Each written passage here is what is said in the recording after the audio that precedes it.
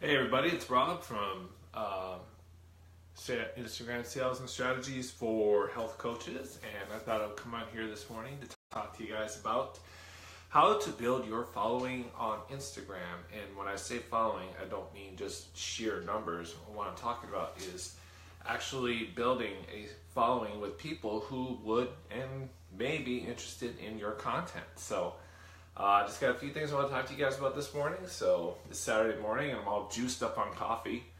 I had a lot of coffee this morning, but I'm feeling pretty good. So anyway, so a lot of you are on Instagram and you're promoting yourself every day, but what causes you to not get the engagement that you want is that the wrong people are looking at your stuff, or you're not having any people look at your stuff. And what you need to do is make sure that you find not just people, not just followers, because having a big following is great, but if they're not interested in your stuff, then there's no point in having those followers. So what you need to do is take a few steps to find out how to reach out to those people that would be interested in your content and get them into your Instagram world or your social media world, and so that you can promote your value to them so they can see you as the subject matter expert. So let's start with the first method. The very easiest thing that you can do to find people is for instance, let's say you're a meal prepper, or let's say you're a food prepper or something. That is your niche. That's what you teach people as far as your health and fitness, your health and fitness business, right? That's kind of what you stick to. So what you want to do is you want to find Instagram accounts out there that are meal prep centric, okay? So one of them, and I'm just going to put a shameless plug for mine, the Food Prep Life, has as of this morning, 89,000 followers. So follow that account and then go in there and just follow 100 people per day. Just do it. What that method is called is the F4F.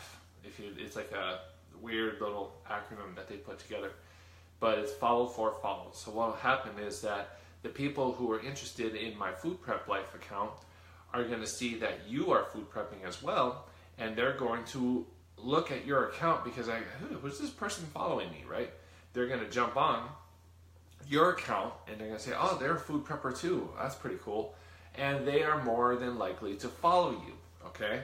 So after that, if you continue to put out valuable content that relates to food prepping, they're more likely to stick with you, okay? And if you do that over a period of time, and then you hit them with a call to action after showing them how much value you can provide them, then you got a potential lead, okay? So that is one way of doing it, is called F4F, or follow for follow. It's the easiest thing you could possibly do to build up your following. But you got to do it every day. You got to stay consistent. And if you're going to do it as part of your power hour, then so be it, okay?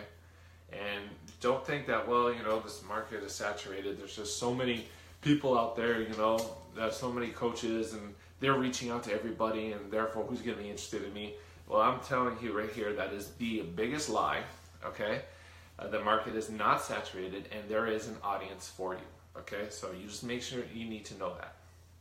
Okay, so the second thing that you can do is you could really hone in on your hashtags. So Instagram allows you to have 30 hashtags per post, okay? And you can put them in the caption or you can put them in the comments. Either way is fine. I've done both, and both doesn't have any difference in the interaction than the other. You'll find some Instagram threads out there on Facebook or whatever that will like, well, if you put them in the caption, you'll get much more interaction. If you put them in the comments, to me it doesn't matter. Either way is fine. You know what I'm saying? So how do you do those? Well, the thing is that I always tell people, when you go look for hashtags, first of all, 30 hashtags is a lot, but you got to use all 30 of them, because if you use like 29, that's one hashtag that you're denying yourself, and somebody out there is using that hashtag to look for content, and that one person, maybe that person that will buy from you or be your customer or your lifer. So you're denying them the chance to see your content and expose yourself to them. So you need to use all 30. I mean, you're running a business here, right? So you might as well just do everything that your business entails. So how do you find those 30 hashtags? Well, you know, I was just talking to somebody a little bit earlier that, you know, it's very tempting to find a hashtag. Let's say hashtag fitness. Well, that sucker has like 43 million posts usually, 43 million posts usually associated with it, right? And then you're just like, well, that sounds like a lot. Like, yeah, I can use that one, you know? Woohoo, that's so many people that'll see my stuff. Not exactly, because what'll happen is that you'll post on that hashtag, and then the algorithm is so fast and so high because so many people are using it, your post actually just disappears almost instantly into the mass. It just goes off into the sky. And really, even though a lot of people are using the hashtag, nobody sees it. Not unless your account is so freaking popular that Instagram bumps you to the top 9 or the top post section of it. Then way more people will see it, but that's way further down the road. That's after about 6 months to a year of consistency. Whew, that's mind-blowing stuff right there, right? So, yes, so now you got to dial them in a little bit more specific. So instead of just saying fitness, we maybe need to find hashtags that don't have so many posts associated with it. Well, usually what I tell people is between 10,000 and a million posts associated with it. That way, those hashtags are popular enough where people are using them, but they're not so popular that too many people are using them and your stuff disappears among the masses. Does that make sense? So by doing that, staying consistent, people know which hashtags to use to find you. Because let's say you're a meal prepper again, and you write hashtag meal prep 101, okay? People who found you will always find you using meal prep 101, and they're just going to keep looking at, oh, I like this person gives great tips, this person is very helpful, this person seems to know what they're talking about, I'm going to keep following them. And they're going to use that hashtag to keep following you, or keep finding you. Does that make sense? So that's why hashtags are super duper important, to make sure that you use all 30. Just do it. Don't be like, well, I don't know if I want to do it, Rob. Well, you got to, okay? Anything that you do in your business, you got to take seriously and you got to show up every single day. So we covered reaching out into other accounts and following 100 followers per day per account. You can use my Food Prep Life account if you want, especially if you're a food prepper. What I wouldn't do is go into like a fitness account that doesn't relate to what it is that you focus on as far as your niche, because that just doesn't jive. Like, those followers are there for a very specific reason, and they're following that person for very specific content, okay? And your content has to be super specific as well. So they jump on you and they say, well, this, you know, I don't care about lifting weights. I want to be a meal prepper. They're not going to follow you, or more than likely they're not. They may, but they may not, and you don't want to chance that. You want to leverage as much as you can in your business to get as many people into there as possible. So, all right, cool. Oh, we got Sarah. Hi, Sarah. Nice to see you on this fine Saturday morning. Okay. So we talked about follow. We talked about the use of hashtags. And another way to grow your following with very specific people. This one is probably the most labor intensive, but it works for me. I do it every single day. And, you know, it takes time, but you're a business, right? You've got to take the time in order to nurture your business. And if you're serious about what you do, if you want to make that rank, if you want to make those sales or whatever, then you got to sometimes just buckle down and do the work, okay? So what I do is I find 10 people based upon my niche, and I reach out to them and I start conversations, okay? And usually I do it through the direct messenger in Instagram. So I'll find a hashtag, or I'll find an account that is what I am seeking as far as my target audience based on my niche. And I just say, okay, oh, this person looks like, you know, they might be interested in what I do based upon what they post. So I'm going to like a bunch of their pictures. Usually I like four a day. You know, I might comment on one or two, just authentic comments. You know what drives me nuts is there's that company. It's this elegant apparel company, and like their English is so bad. Like they comment under your stuff and they're just like, you must check out caption for show ASAP. Like it's terrible, and everybody gets them, and it's just like, oh, you know, you're killing me. And then sometimes I get these comments. Sometimes these comments are just so mismatched with the picture. Hi Courtney, is it bad if who you follow great numbers your followers? Nope, not at all. Trust me. Go look at my personal Instagram at Robert Fenton. You'll see that I have like 7,500 people that I follow, but only 2,000 followers. So no, it has no bearing whatsoever. So what you do though is if you want to keep your following count low, I recommend that you get an app that's called InstaClean, and you use that to go unfollow so many people a day. Like usually I unfollow about 100 or about 200 people a day before I go and follow 100 more. And if you're thinking, well, you know, how does that establish relationships? Well, the thing is, you know, if you follow 100 people a day, that's 75 people, because Instagram limits you to 7,500, right? So that's 75 days worth of followers that you have accumulated over, you know, a course of time. So if, yes, InstaClean, INSTA clean, you got it, nailed it. And then what it is those relationships are 75 days old, and if they haven't followed you by then, they're not interested in you. But the nice thing about InstaClean is it will allow you to unfollow your non-followers, okay? So the ones that don't follow you back, you can unfollow. The ones that did follow you back, you can keep. So that option is in there.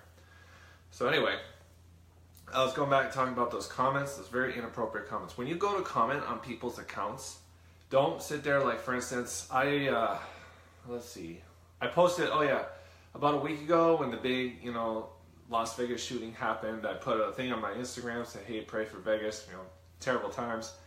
And somebody wrote underneath there on my comments, it must have been an automator, or it was just really bad. It was just like, best post ever or something, and a thumbs up and a smiley face. And I'm like, what are you doing? That is not what this post is about. And all they're doing is probably just using an automator, which I didn't think existed anymore, but apparently they do somewhere in the world. And so it's a very inappropriate, very non-personal way to get to know people. What's the whole thing about social media? It's about establishing relationships, right? That's the whole mentality behind social media, is to put stuff out there so people interact with it in an authentic way. And that's what you need to do. I reach out to 10 people a day, and I like 4 of their pictures, I comment on 1 or 2, and then I go into the direct messenger and I say, hi, how are you? My name is Rob. I'm going to offer you some value. What do you think of me? Now, I never hit them with the call to action. Hi, my name is Rob. I got this Facebook group. Come follow me right now. Don't do that, because people don't want to be solicited right away. You got to kind of massage that relationship a little bit. And it's labor intensive because you're maintaining a lot of conversations over the course of time. If you do 10 people a day over the course of a month, that's 300 people that you reached out to. And I know health and wellness companies enough that you only need so many people per day to reach your quota, right? So if you, for instance, if you're Beachbody, you need to have, if you want to reach the Success Club 10, you need 4 people, right? Or 3 people, or however it is. So if you're proactive and you reach out to 10 people a day, offer them value, you do it for 30 days, you know, 10 times 30 is 300, and you just work those relationships. And then, you know, you do that. Check this out. Here's a little tip for you.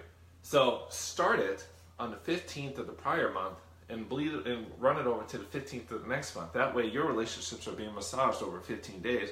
So in that first week of the following month, boom, you can hit them with the call to actions, and therefore your Success Club's more likely to be achieved within the first and second month of your goal month. That way you can take the rest of the month to just, you know, yes, I made it. And just a quick tip for you, just because I got your back. Anyway, so it's labor intensive, and yes, I do have a spreadsheet in which I keep track of relationships, or keep track of messages as well. So each step of the way, like here's the initial hi, how are you? I check that off. Often and valued, did they take it? Check it off. Invited them to Facebook, check it off. You know what I'm saying? And I just follow it all the way down.